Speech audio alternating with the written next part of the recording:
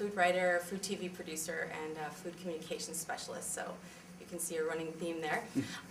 What brought me to the internet? Well, initially I was a little hesitant. I was like, oh God, one more platform to have to babysit besides Facebook and now Twitter, and I have 2 websites, and so I was a little hesitant at first, but everybody, including much more seasoned people than I, kept saying, well, it's a really good networking tool.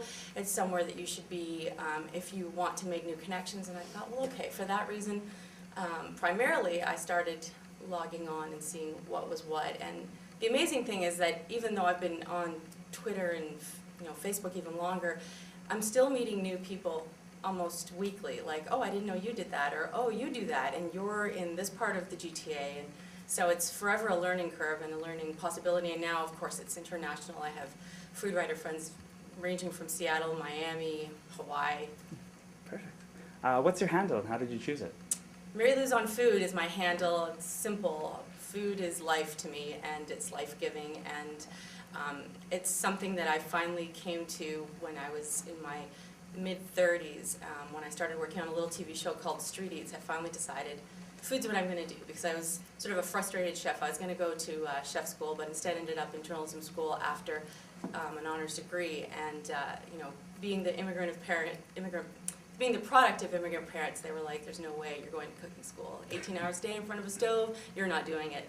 So of course my mom had high hopes for me being a lawyer. I took my LSAT, looked around the room and thought, there's no way I could be colleagues with these people. So I found myself sort of eventually getting into the world of food and really enjoying the camaraderie and the hospitality that the majority of my peers and colleagues share.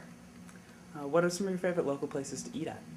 I have a few, and if I want to go really high-end, if it's a special occasion, or if I really want to, take a food writer from out of town, as I did last year with a good friend of mine from Shanghai, who's a food writer and editor out there. I took her to Auberge du Pommier, because I think Jason Bangerter is one of the most talented chefs we have in Canada.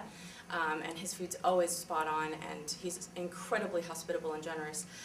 If I feel like going mid-end and Latin American, which is one of my favorites because I'm Latin American myself, born in Colombia, raised here, I go to Frito without a doubt, because I think Jose Haddad is an unsung hero. He is incredibly talented and very passionate about what he does. I also really enjoy the food at Torito, where the lovely and charming Veronica Laudes reigns supreme, and Luis Valenzuela is the chef. And then if I feel just sort of like going out for some fun ethnic fare, I'll go to Anatolia, which does some really great Turkish food. When and if Aisha is cooking especially, she's really super. And there's a lot of fun little places, like there's a great taqueria called Rebosos, which means shawl in Spanish. And so we go there up on Rogers Road in Boone, and there's a lot of little hidden gems that I had the privilege of discovering when I worked on Street Eats, and I wrote a 2-year-long column that matched it. How many hours a day do you spend online? Well, I do a lot of writing, and a lot of my research is online, plus I ghostwrite for a few celebrity chefs, so I spend quite a few hours online. What's ghostwriting like?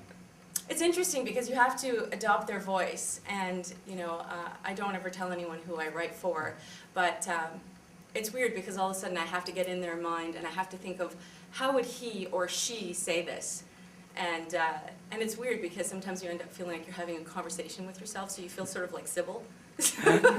What would she say? I don't know. What would he say? So it is an interesting exercise, but they trust me enough to do it, so I'm flattered to have been asked to be their voice. What's one thing you'll never tweet about? I'm not that interested in letting people in on my my health situation or my very personal private life, because that's mine and it's nobody's business. And some people want to know maybe, but those who know me well enough will know what I want them to tell them, what I want to tell them, because I don't know, I like the idea of having a little bit of mystery or allure. So my friends that know me well know I'm pretty much an open book, but online there are certain things that I just don't feel like sharing because I feel like it's nobody's business but my own, and that's A-okay. And people who want to share, that's cool too. Like everybody has their own way. What are you craving right now? Right now, I would love to have the perfectly made tostada with little slices of marinated carnitas, pickled onions, cotija cheese, and some salsa on the side. Perfect.